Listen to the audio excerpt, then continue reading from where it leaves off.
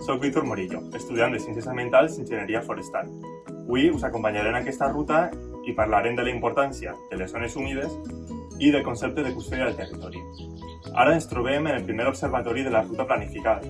D'ara en endavant hem d'evitar fer sorolls forts, ja que això espantarà la fauna i no ens permetrà gaudir al màxim de la visita. També hem de seguir les sendes i les pistes marcades, sense eixir-nos d'elles, evitant trepitjar i arrencar les flors que trobem al nostre pas.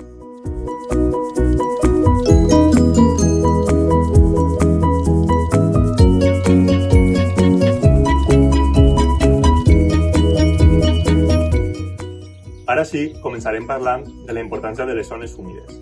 Entenem com a zones humides espais en els quals l'aigua dolça és l'element fonamental.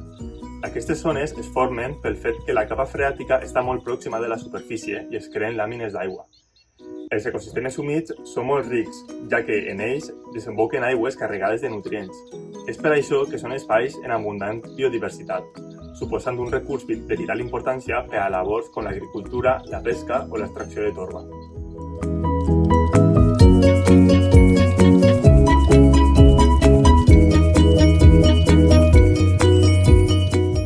Centrant-nos en la Marxal d'Almenara, veiem que és una zona humida que ha sigut transformada per la mà de l'home, per a obtindre majors beneficis.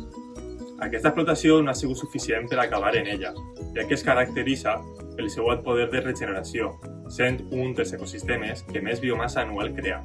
Malgrat el seu alt poder d'adaptació, és necessari la protecció i manteniment d'aquests espais per a preservar-los de la millor forma possible, per la qual cosa es va decidir incloure-la dins de la xarxa Natura 2000, la qual té per objectiu la preservació dels espais naturals més representatius d'Europa.